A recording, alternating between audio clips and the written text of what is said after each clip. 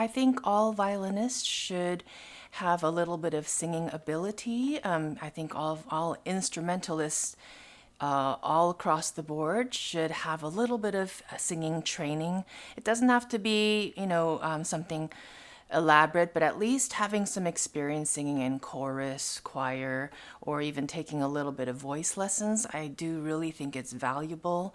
And in fact, in many music conservatories that are reputable around the world, it's part of their training. Same with piano basics. If you're a music major, in the collegiate level, right, you have to take basic piano for a little while. So I do think knowledge and ability on piano and also singing ability is really, really important, especially for a violinist.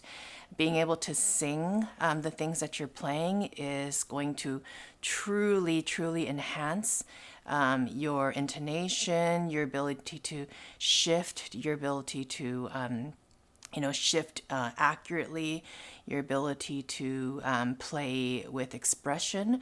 When I'm, teaching, for example, arpeggios, sometimes my students find that challenging, especially the 3-octave arpeggios, especially the diminished 7th arpeggio.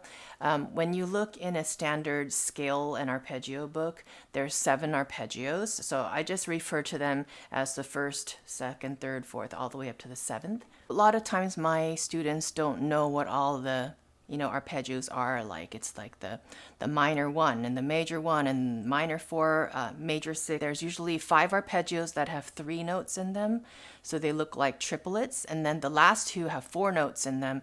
They look like 16th notes, right? And the last 2 are especially challenging.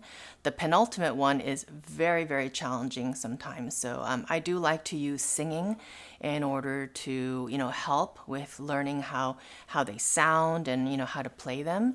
So first of all, when you're singing, I just want to give you one basic, is that you want to make sure that you're breathing, right? Not with your shoulders, but really deeply into your rib cage. So if you put your hands like right where around your lowest ribs, well, rib or 2 is, put both your hands on there and then really breathe and try to make your air expand this way, inside here. And then you want to kind of just hold it like a balloon that you've blown up tight, right? So you want to kind of hold it, and then you want to let the air out slowly. So that's just a really quick basic. So really deep breath, feel your diaphragm expanding, right? And then you want to let the air out slowly, but very, very steady and definitely with some steady power.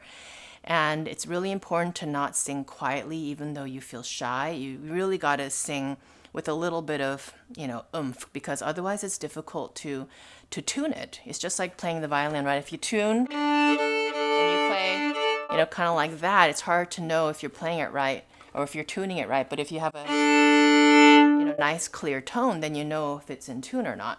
One of my professors taught me that the vowel like ooh, this sound is the easiest one to focus and to sing in tune. Or like do, you can sing do, do, do, do, or ooh, ooh, ooh, ooh. So that's a really good way. It's easier than going ah, that takes a little bit more control. So that's how I'm going to be singing everything. We're going to do the G arpeggios, and because G is a great place to start. And so the first arpeggio is the G minor, G, B flat, D. Those are the note names, and they just keep on going all the way up. G, B flat, D, G, B flat, D, and they just climb up 3 times, and then they come back down, 3 repetitions and rotations. So, but when the student is very, very new and not that advanced, I actually start with the second arpeggio, which is easier. That's the G, B, D. That's the G major arpeggio. So it goes like... So that one, if you have your starting note, right? Ooh. Now, if the student cannot sing low notes, then they can just go ooh and sing the next one.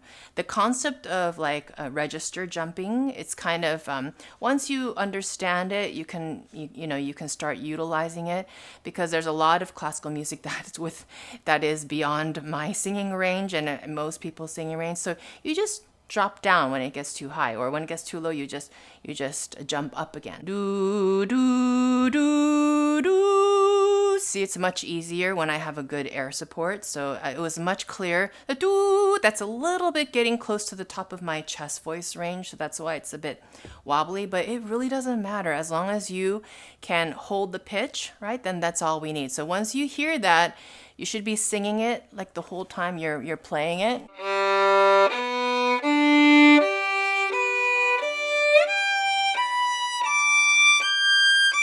All right, so the other thing you can do is to just play the ascending, because ascending in anything, like even if you're playing a scale, ascending is always easier than descending. So it's a great tip for you who are, learning by yourself, or for teachers. If a student is struggling with something, just do the ascending. And once you do that and do it maybe a week, 2 weeks, it's usually easier to start doing the descending. Now, the first arpeggio is G, B flat, D, so I'll play that for you. It's really important to make a clear difference between the B flat and the B. I didn't do nice air support again. Do, do, do, do, do, do, as opposed to the other one, G, B, D, G. Do, do, do, do.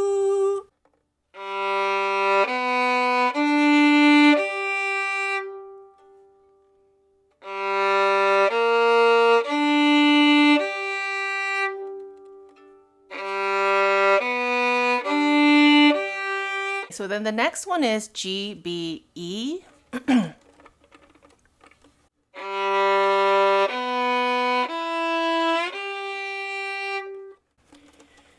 Do, do, do, do. If you don't already know, when you cycle through the 7 arpeggios, there's always one note that changes. So that means 2 notes are remaining the same, which is really, really easy, right? So the first one changed from B flat to B, right? And then the D changed to the E, right? So now here we are, G, B, E, right? And then so now the B is going to change to C. So our next arpeggio is G, C, E.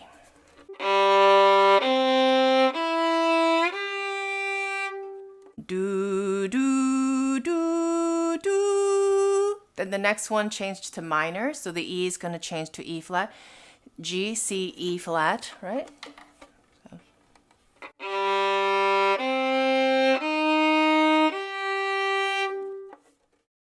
Do, do, do, do. Do, do, do, do. Now the 6th one is very challenging.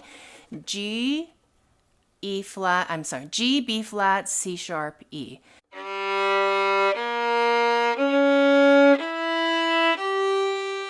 So let's sing it. Do, do, do, do, do. All right, so we'll play it again.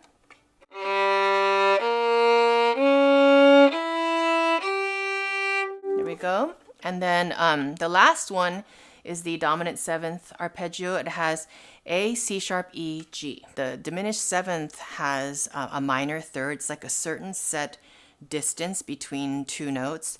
And then each one that it goes to the next one and the next one and the next one as it rises, they're all the same size. And that's what makes it challenging. It might seem like it should make it easier, but actually it's more challenging. And then this one, they're kind of like all different sizes. There's 2 minor thirds, but there's a major third and there's a major second.